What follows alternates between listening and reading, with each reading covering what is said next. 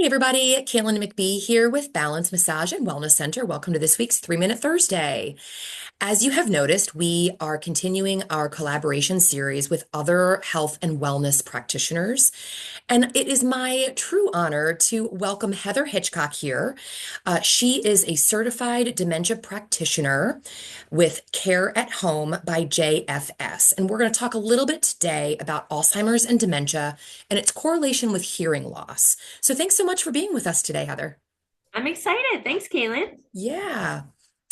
So you are the expert. I'd love to hear some thoughts that you have, maybe some signs and symptoms we can look for in our loved ones. But I'm interested to hear what we have to talk about today.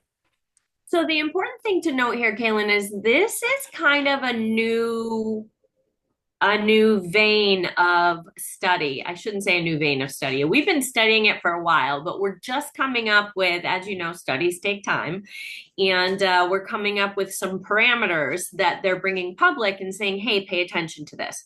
So people who develop hearing loss during midlife, which we consider 40 to 65, do have an increased risk of developing dementia. Hmm.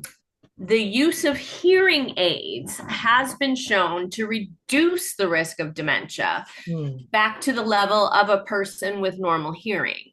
So, hearing aid use was also associated with fewer memory problems and thinking problems independently of dementia signs. Got it. So all the cognitive skills that go into just Yes. everyday life. Yeah. Now, an important thing to note is that there are two types of hearing loss. The first one is called peripheral, and that's the reduced ability of the ears to detect sounds. This does increase someone's risk of developing dementia. The second type is central hearing loss, and that is a problem with the processing of sounds in the brain. Hmm. Unfortunately, this cannot be corrected with hearing aids, but also may be a very early symptom of Alzheimer's disease because the sound processing parts of the brain are affected by the disease.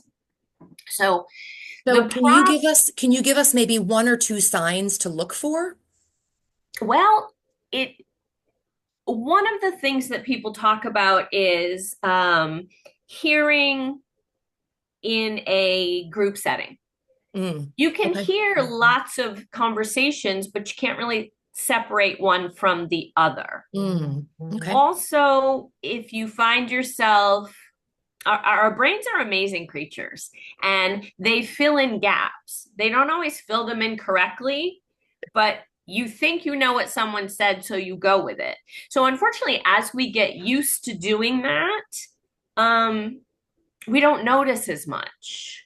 Or people around us just compensate for it. They just repeat themselves easily. They don't say, "Hey, are you having trouble hearing me? Because you've asked me to repeat quite a few things in the last weeks." So, and we're going to get to what you should do about that kind of at the end as I wrap up.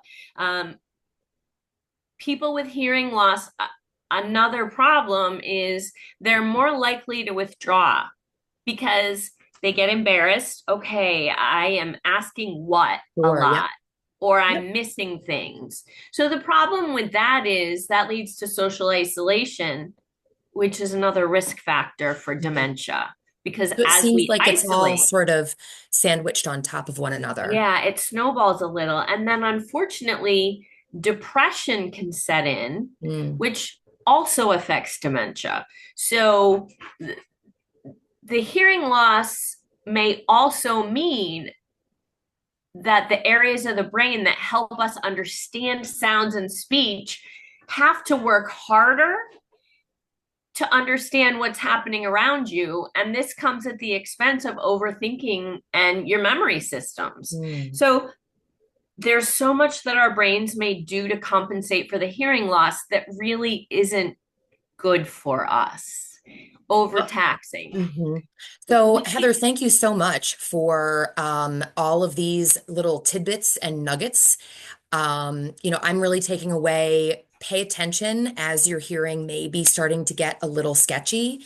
And if you need to go get a hearing exam, we highly recommend that. And of course, if you are needing any dementia or Alzheimer's support, Heather's an amazing resource.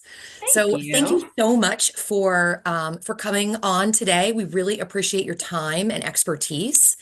And this is Kaylin McBee with Balance Massage and Wellness Center. Make it a great day, everybody.